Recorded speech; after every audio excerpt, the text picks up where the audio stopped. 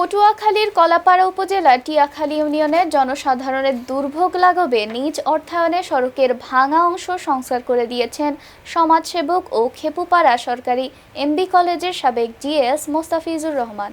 টিয়াখালী ইউনিয়নের মাঝের গ্রাম থেকে ধানখালী যাওয়ার পথে দীর্ঘদিন ধরে সড়কের একটি অংশ সংস্কার না হওয়ায় পানির স্রোতে ভেঙে যায়। এতে সড়কটি চলাচলের অনুপযোগী হয়ে পড়ে।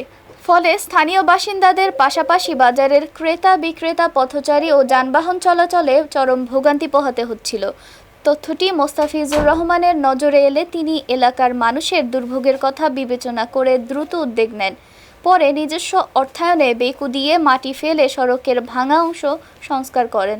এতে বর্তমানে পথচারী ও যানবাহন চলাচল স্বাভাবিক হওয়ায় স্বস্তি ফিরেছে স্থানীয়দের মাঝে। মোস্তাফিজুর রহমান বলেন, এই সড়কে প্রতিদিন 2 থেকে 3 হাজার মানুষের চলাচল করেন। দীর্ঘদিন ধরে সড়কের একটি অংশ ভাঙা থাকায় স্থানীয় বাসিন্দাদের পাশাপাশি স্কুল মাদ্রাসার শিক্ষার্থীদের যাতায়াতের ভোগান্তিতে পড়তে হচ্ছিল। মানুষের চলাচলের দুর্ভোগের কথা চিন্তা করে নিজস্ব অর্থায়নে সড়কের ভাঙা অংশটি সংস্কার করে দেয়া হয়েছে। ভবিষ্যতেও মানুষের কল্যাণে এ ধরনের সহযোগিতা অব্যাহত থাকবে বলে জানান মোস্তাফিজুর রহমান।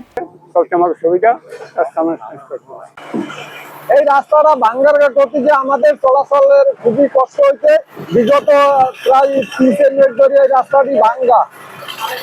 এই রাস্তাটি বর্তমানে মোস্তাফিজ ভাই করে দেওয়া আমাদের অনেক যাতায়াতে অনেক সুবিধা হয়েছে।